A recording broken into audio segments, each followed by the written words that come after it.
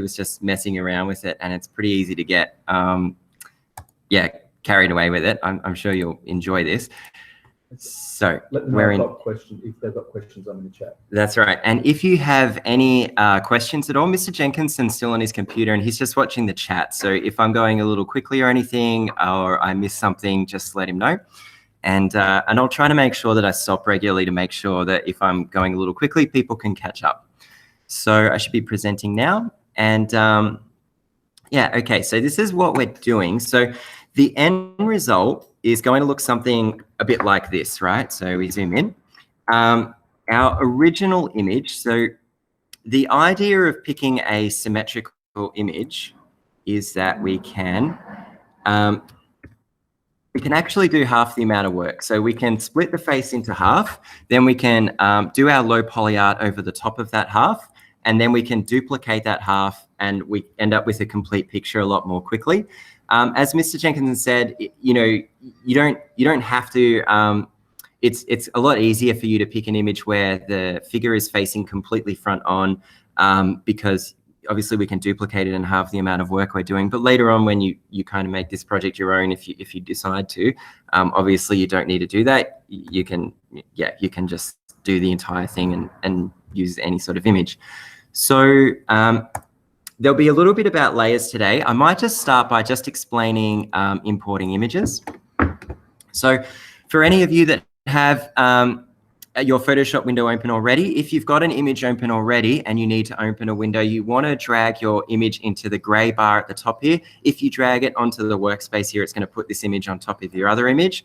But I might cancel that. I'm not even going to bother to close the other images, but I would suggest if you do have something else open, you should close it. It'll make your Photoshop work a little quicker. Yeah, that's right. The other thing is you can also go to File, Open, and find your photo wherever you've got it, on your computer. Okay, so the very first thing we want to do once we've got the image in is we actually want to duplicate it so that we don't damage our background or original image. So to duplicate a layer, you can click. Oh, of course. Okay. Oh, right. Okay. So, for those of you who are unaware, that Photoshop basically works in layers. So the way that you edit in Photoshop is you have your image and then you can add a layer on top of it. And a layer can be a few different things. It can be kind of completely clear and you can do stuff to it. It can be a layer that, you know, trying not to get into too much information here, but can darken or lighten or change the colors of an image. In this case, what we're going to make is a really basic kind of layer. It's a duplicate layer. So that's where we take this layer here and we copy it. We make an exact copy. Now, if you don't have a layers panel open, or any panel that I refer to open, you just go to Window, and this goes for any Adobe software. If you can't see, in this case, the layers panel, you click the layers panel right here. And when it's on, the little tick will appear. If you can't find it, sometimes if I'm having trouble finding a panel, I'll tick it off and on here. But yeah, that's how you access the layers panel. So just to explain with the layers panel, the layer that's highlighted here is the layer that's actually working. So if I quickly make a new layer, the layer that's light gray here is the one that I'm actually going to do anything to. So just as you work in Photoshop, it's really important to be mindful that whichever layer is light gray is the one that you're actually going to work on. To make a duplicate of this layer, we need to click on it and drag it down to the new layer icon. So the new layer icon is this little plus sign here, not this sign. This sign is the new group. So that's a way that you can later on organize your layers. We can go through some of these later at another time in your education. Right, or you can right click and duplicate layer here. So number of ways you can duplicate the layer. This way, right clicking it and going duplicate. But yes, what we want is a background copy layer. So that's a layer that looks exactly like the layer below it, but it is a copy of it. So if I use my move tool, I can see that there's a copy underneath there that looks exactly the same. So I'll get all you guys to make a duplicate layer now and give you just a second to catch up in case anyone, Photoshop looks different and just screwing up or something like that. But to make a duplicate layer, we just drag it down to new layer icon. Okay. So now that we've duplicated our layer, we want to actually make the original background layer invisible. And the way that we do that is to just click this little eye icon.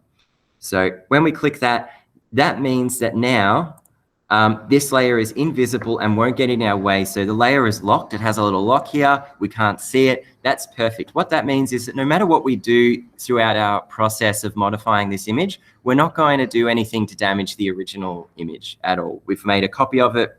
That's fine. So, okay, so next up, we need to select the actual duplicate layer. So we want to make sure that's light gray, and we want to cut the image in half. So to do that, we can use our crop tool.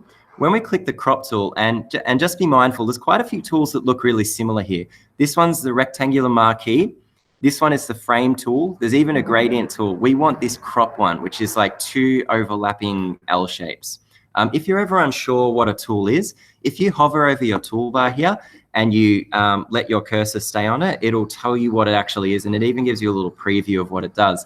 If you can't see all of your tools, there's often a little double arrow at the top of a bar here, and if you click to expand that, you can either collapse it or expand it. You can see all the tools that you will need. We're actually not using too many today. We're just going to be using this crop tool and the polygonal lasso later. So first up, we want our crop tool. We click it, and then we can click this handle on the right-hand side here. Now, usually when you're cropping an image, you would want delete cropped pixels to be off. That means that if you crop your image, then later on you can uncrop it and have them back. But in this case, we actually don't. We want that to stay on. So make sure that's ticked up there. And then we want to drag this crop to halfway along your image. Now, to zoom in Photoshop or any Adobe software, we press Control+, and to zoom out, we press Control-. At this point, where the line is roughly halfway along the face, I want to just Control+ a few times to zoom in, and I'm going to scroll over. You guys, I'm using a mouse, so for me, I can scroll with a space bar, but you may need to use these sliders along the bottom and top, or your 2-finger scroll. I'll explain it. Yeah. So just to explain, girls, with delete crop pixels, just in case that's unclear, what it means is that when I crop, it's actually going to delete all the pixels that I've cropped off. So that means I won't be able to get this back later. I actually kind of need to do that for this process, but usually in Photoshop, I would want that off because it means that next time if I go to uncrop it, I can go to my crop tool and expand it out, and then all that part of the image that I deleted is still there. But in our case, we want that ticked. Tracy says she doesn't have the option to it. All good. Doesn't matter. Yeah, all good. Doesn't matter if you don't have it. Yeah, we can talk about how to get it later, Tracy, but you won't need it for the moment. So if it's set by default, that's good. So we want this line to be as close as possible to halfway along the face. I'm going to zoom in because I just want to make sure it's halfway over the nose, and that looks really, really good. To finalize this crop, I just press Enter now. So now we've got half the image that we had before. So I'll get everybody to do that and just give you guys a second to make sure your image is cropped. The next tool we're going to use is the polygonal lasso tool.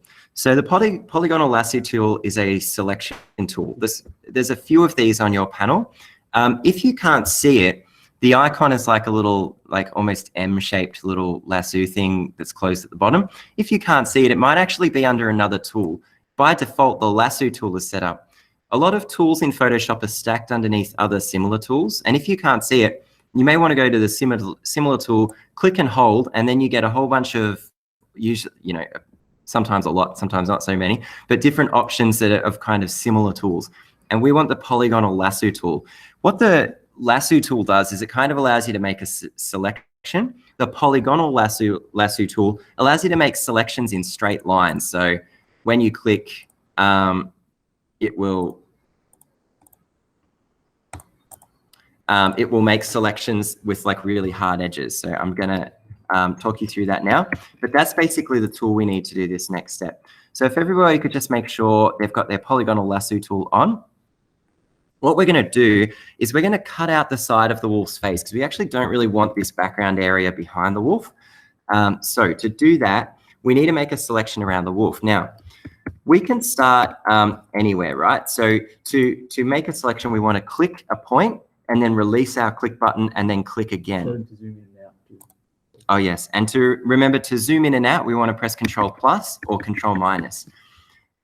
So with this polygonal lasso tool, we don't click and drag, we click and then release the button and then click again.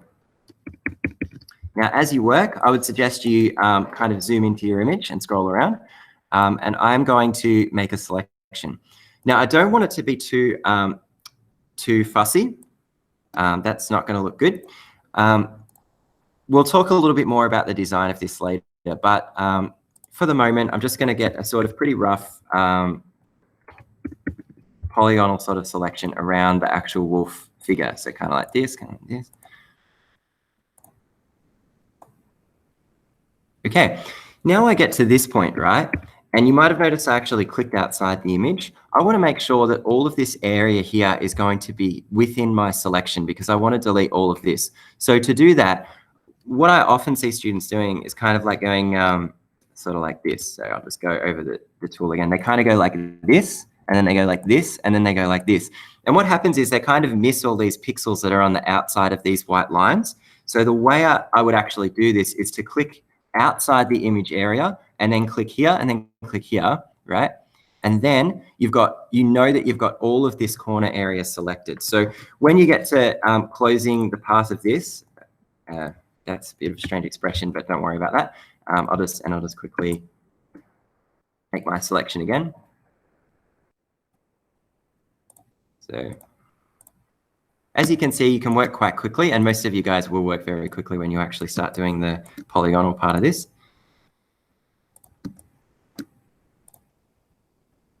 Okay, so we want to make sure that our cursor is outside the actual image and that we can go around the image here if we like, and down here and down here. Okay, so when it comes to, so I mentioned this thing about closing the path, right? What that means is I need to make sure that the beginning of the line and the end of the line actually connect so that they make one solid selection. So how do you know if you're going to connect? You can click a point very close to this line and it might not connect. What you want to do is you want to hover just near the area where the two lines meet. And what you want to appear is this little circular little icon just underneath the icon, which is just under the cursor. And that means that it's going to connect it all up and make one selection.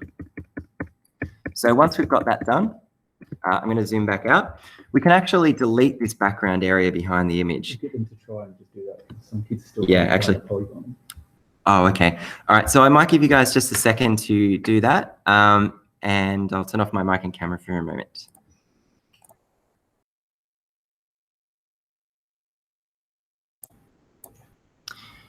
Hi girls, just in case any of you are having any issues, just turn your mic on and feel free to ask me if anything's not looking like it should. It might be a question that's relevant to other people, so. After we do the polygonal tool, do we delete it? Okay. So, should I probably assume everyone's got a selection made around their wolf's face? I guess so. Yeah. Yep. Okay. All right. So probably everyone's ready to move on to the next step now. So what we want to do is we want to delete this background, and we can do that by just pressing delete. So that gets rid of the background area that we've selected there. What I should say is it doesn't get rid of the background. It gets rid of anything that we have selected. So anything that sits within the selection we've made in the polygonal lasso tool. I might also, while we're here, get rid of this top corner just above the wolf's head. So we can do that by clicking down here, clicking down here, clicking down here, and closing that loop. And then I can just press delete. So now we have the... They just said, like, how did you do that? Oh, sure. So just in case any of you missed it, I will redo it. So, okay. So to, and this is something I probably should have explained as well. Nothing happened when I pressed delete. Ah, okay. So if nothing happened when you press delete, what might have happened is you might have your background layer on here. If your background layer is on, remember it's a duplicate of what's in this layer above here. If that's on, you actually have deleted the area that you have selected, but you wouldn't know because your background layer is presenting you with the exact same information that you just deleted. but behind it. So if you're having an issue where the background is still there, make sure that your background layer is turned off with that little eye icon. Yep. I hope that helped everyone. Okay, so just the thing about Photoshop, in case you guys don't remember, these little black and white lines, we usually call those the marching ants. That means that the area within those lines is selected. To deselect or to get rid of that selection, we just press Control and D. That's it. So D for deselect, and then we don't have our selection anymore. So yeah. So now that we've done that, we can scroll back up to here and we can use the exact same method to just delete this area above the ear of the wolf. So clicking with the polygonal lasso tool, clicking to the outside area of the image, clicking up like this, closing the loop, which means that we've got that little circular icon just underneath the cursor. And then we get our marching ants, which means we know we've made our selection. And then we just press delete and that area is gone as well. And then I can deselect by pressing Control D. So I'll just show everyone that one more time, just in case anyone missed it.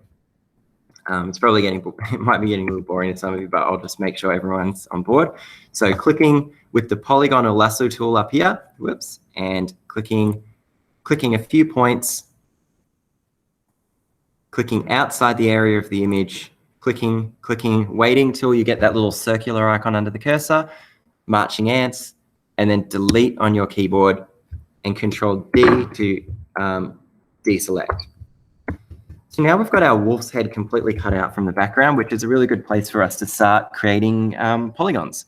Adrian, So how do we do that? I might go through this step twice, just like the last step, just to make sure everyone gets it. And maybe the first time you could just watch along, and then the next time I do it, if you want, you can kind of follow what I'm saying. So what we're going to do, and I should explain something about the polygons as well. That's okay. Yeah. With the polygons, you want to make sure that if you can, you want to use simple shapes. So really what we're looking for is a 3- and 4-sided shape. So squares and triangles, essentially. The simpler the shapes are, the better this is going to look. Now, with the polygons, we want to use big shapes where there's big, broad areas that are similar and small shapes where there's areas of lots of difference. So if we go over the whole eye with one polygon, it's going to look really, really terrible. There's just going to be sort of a black triangle there. But at the same time, we don't want to go over every hair of this wolf with like 100 little polygons, because then it'll look just like the original image. So what we would do is we would make bigger polygons on broad areas and smaller polygons on areas with more detail. So I'm going to start off with a really broad area. And what we're looking for here is we want to look for an area of really similar tones. So I can see this whole area here is all a really similar gray. So that's a really good place for me to start. And I'm going to make a 4-sided shape, clicking, and clicking again. Now I'm going to close the loop. So that means that little circular icon has appeared under my cursor, and we get the marching ants. Now, the first time that you do this, you have to do it a sort of long way. You go up to Filter, and then you go to Blur, Average. And what it does is it takes all the pixels that are within this area and it picks the average color and makes that entire area the average color. But the second time that you do this, so you can press Control D to deselect, or you can just click to make another point. The second time that you do this, you can make your polygonal lasso tool selection. And then what you've got here is actually in Filter, the last filter that you used. And in this case, it was our average filter. You can access that with a shortcut by pressing Alt, Control, and F. So this is one shortcut you're going to want to know for this process, because you're going to do this probably 100 times. So to do that, we hold Control and Alt with one hand and then press F with the other. And that gives us, so instead of going down to Filter, Blur, Average every time. I want to pause it, they're all behind.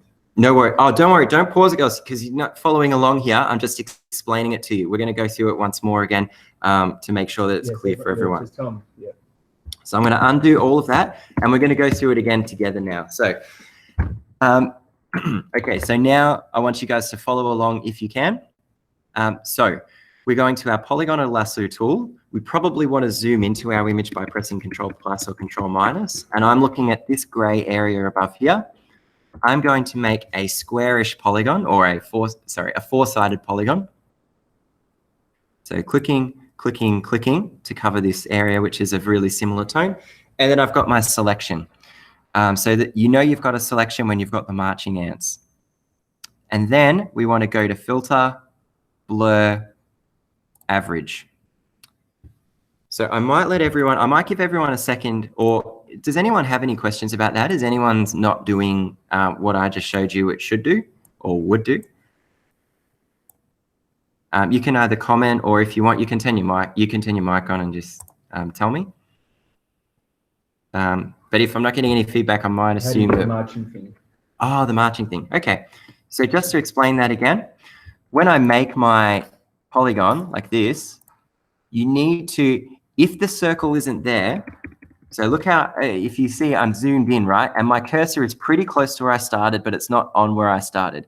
And the reason I know that is because when it's on where I started, that little circle appears. If I get pretty close, it won't do anything, right? I need to make sure that little circle is there. And that's how I know that the cursor is exactly on top of the point that I started. You don't have to be zoomed in for that though. If you zoomed out and you're roughly close to it, you just kind of hover around and the circle appears, then you can click, and then you get the marching ants, which means that you've made a selection. And so just to explain again, from that point on, when you've got the marching ants, you go filter, blur, average. That's what you do the first time. So again, just let me know if there's any other questions, and then we'll get back to. It won't let me click on blur. Won't let you click on blur. Is she on the background layer? Yeah, just to check. Filter. Yeah, perfect. Okay. If you do not have a layer selected, it will not let you access the filter. The reason why is that the filter is doing something to the layer that you've got selected. So it's not doing this to the whole image. It doesn't actually change the background at all, right? It's not doing anything to this. It's actually doing it to this layer here. So you need to make sure that this layer, the one that you actually want to affect, is highlighted in light gray. Hopefully that solves the issue of the blur not being available to you.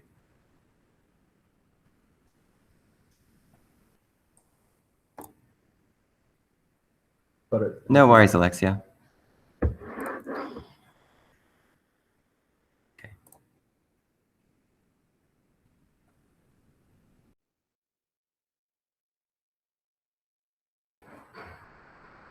Okay, so hopefully everyone's gotten to that stage now.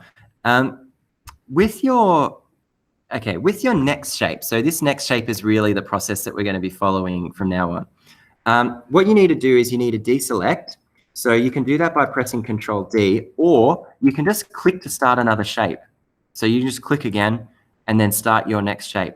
Now with this shape, what we really want to do is we want these shapes to actually be connected to each other. So if I'm going to make a triangular shape here, right? So I click like this and click like this. We need these points to be on top of each other. So we want these two lines to overlap. If they don't overlap, we'll need to correct that later, but it's really important that the polygons you make meet each other at the corners, right? We want to filter, blur, and average this polygon, but we don't want to go through the whole process of going filter, blur, average. So this time, what we do is we use the shortcut, Control Alt F, to do exactly the same filter, but to this selection. So I'm going to get out of that and go Control Alt and then F, and that creates an average blur over this part of the wolf's face. So I'm going to deselect there. So it's kind of pretty obvious how you would do the wolf's, like the broad areas of the wolf. So notice how in this one that I've done before, the polygons are actually, they're really big shapes. Like these are quite big shapes here, but then the shapes get smaller and smaller as they get towards the eyes. So this is something to kind of keep in mind. The shapes themselves don't really get more complicated, right? Like even with the eyes, we're still using quite simple shapes. We're still using like our sort of triangular shapes. Control Alt F to blur that. Here. Maybe we'll make a square here. So we're still using 3- and 4-sided shapes only, but we're making smaller and smaller shapes, and that's how we get our complexity in the image, where we want a bit of complexity. Like obviously the idea with these low poly artworks is you want them to be kind of simple. They're like a sort of simplification, but you don't want to lose really important information around, say, the eyes.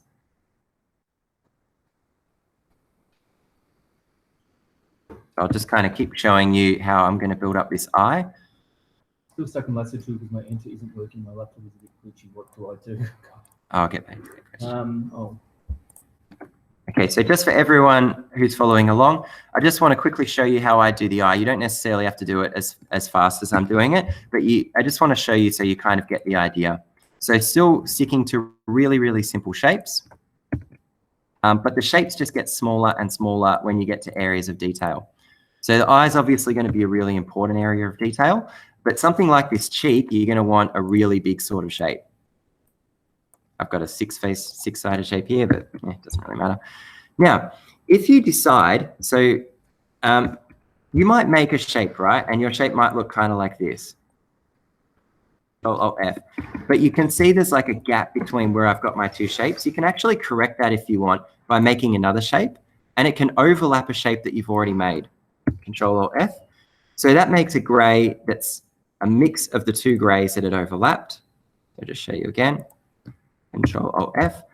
And I'll make another shape that doesn't quite overlap the other one. Control-Alt-F.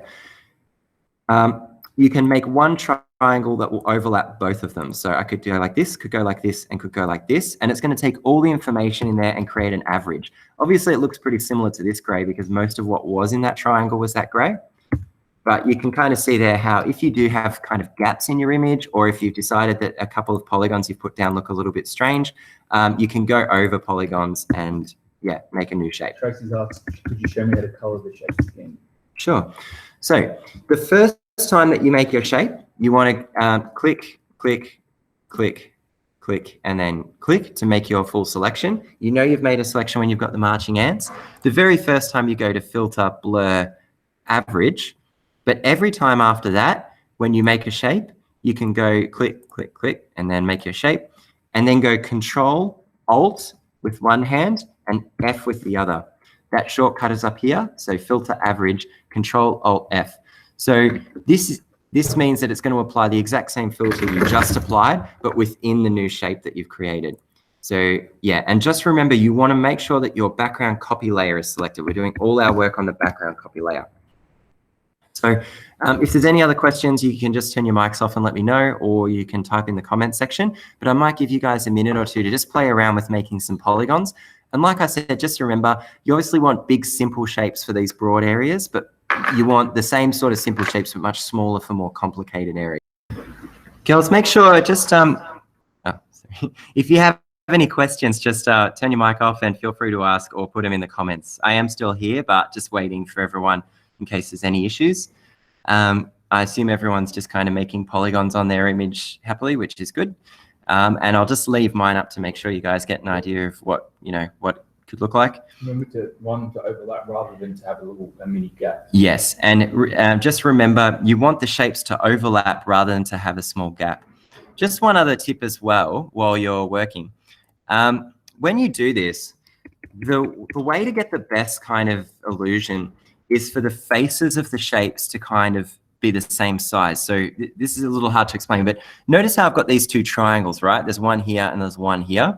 You want this kind of edge to match exactly. Like if you have a whole bunch of smaller triangles that fit within that, it often kind of looks a little bit funny. So if you can, you want these faces to kind of see this edge here. You kind of want that edge to be a similar size and this edge to be between this triangle and this triangle here. You want this edge to be the same facing, because then it kind of looks like a piece of, it's almost like a piece of paper is being folded. Whereas if you have an edge like this, see how there's like one long edge, but there's two shorter edges here, one here, one here. It doesn't look quite as good. So the more that you can have the edges be the exact same, facing edge there, which kind of looks like that fold, that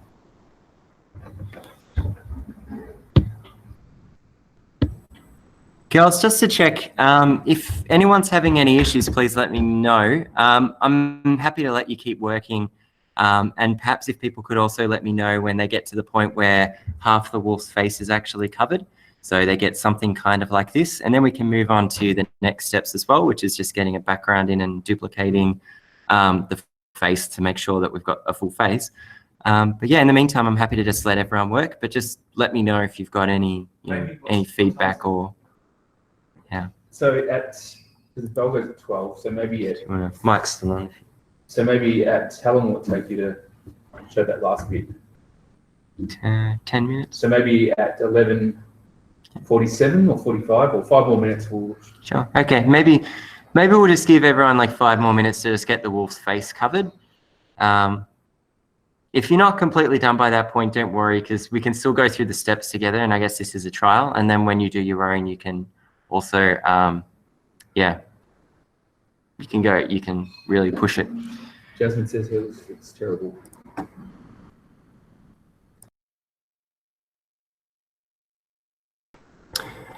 Okay, girls. So I hope most of you are, getting along. If you're not quite up to this stage of duplicating the face and transforming it, don't worry, because this is recorded, so you will be able to see it later if you want to.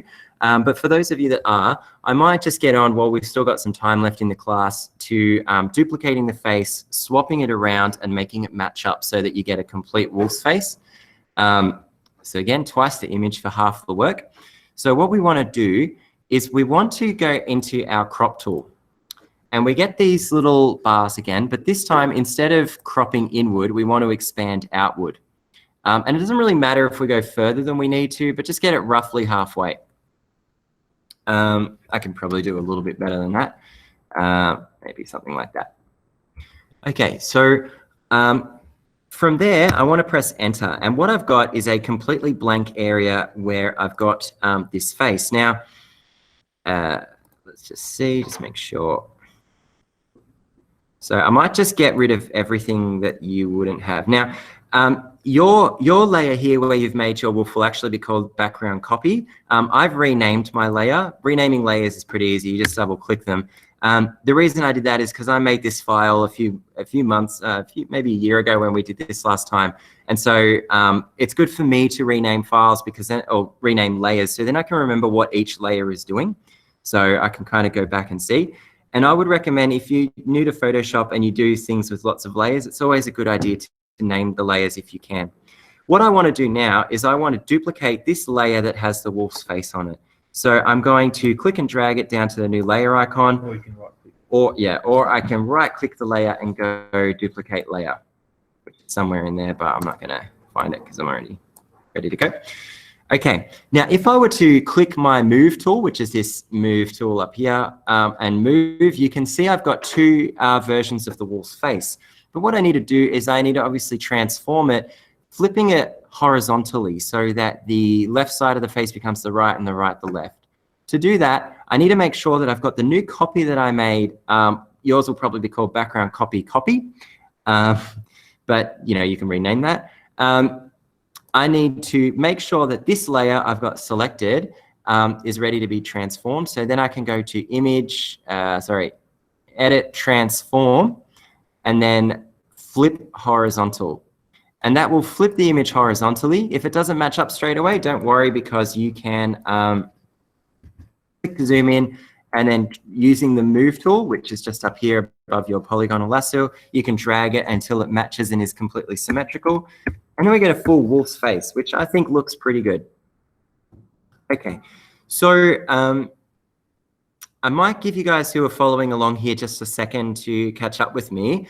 And then what I'll do is I'll explain putting a background on the wolf. But again, if you've got any questions, just make sure you turn off your mic and feel free to ask me. Otherwise, just...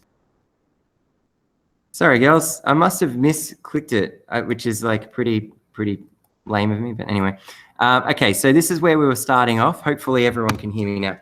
So this is what you would have had, a half face with the with nothing to the right-hand side of it. What we need to do is expand this area outward so that we have somewhere to put the face. So to do that, we can click the crop tool. We can click this right-hand side handle and drag out until we've got roughly twice as much space to work in as we had before.